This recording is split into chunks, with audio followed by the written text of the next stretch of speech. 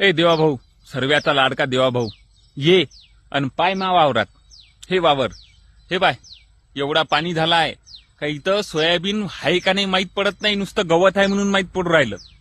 हे माई कंडिशन आहे. हे तुमच्या बंद्या सरकारले सांगणं आहे का हे आमची कंडिशन आहे? माहीत नाही तर लय साऱ्या शेतकऱ्याची कंडिशन आहे हेतवाली. हा पाय सांग मध्ये, इथं सोयाबीन पेरलं होतं म्या का गवत पेरलं होतं?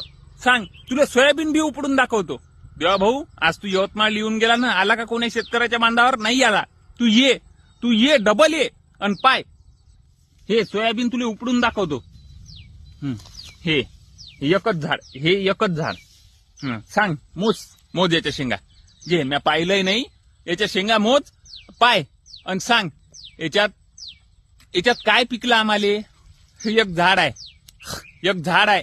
हे याच्यातल्या 2 शेंगा गेल्या, आम्ही थैल्या घेतल्या त्याले, 2 शेंगा गेल्या, आम्ही डवरलं त्याले, 2-4 शेंगा गेल्या, त्या औषध मारलं त्याले, हे 4-5 शेंगा गेल्या, आम्ही ज्याच्याकडून कर्ज काढलं त्याले, हे 2-4 शेंगा गेल्या. आता तुला काय सांगावं, हे पंजी मारली त्याले, नागरलं त्याले, सारे यायले. सांग काय म्हणाचं? यवतमाळ येऊन गेला तू, आला का बांधावर आमच्या? काय समजन तुले? एसीतल्या गाडीत बसून गेला, लोक इकडे थांबून होते, तुझ्यासाठी रस्ता मोकळा करून दिला, तू आला, चालला गेला, बापूले भेटला, सारं झालं. आला का बांधावर? माहित आहे, हे आभाळ पाय, तुले आभाळही दाखवतो. 4 दिवस झाले पाणी आहे, एवढं अंगभर पाणी आहे. हे आभाळ पाहून सांग मले, हे आभाळ पाहून सांग का पाणी कसं आला असन? सांग काय म्हणाचं आम्ही तुले? सांग. अरे तुम्हाला नाही समजणार. एवढे दिवस झाले अतिवृष्टी येऊन तुमची काय पोहोचली आम्हाला मदत? काहीच नाही. अबे त्या विमानात मेलेल्या आले तुमची मदत पोहोचते लवकर, पण आम्हाला नाही पोहोचून राहिली.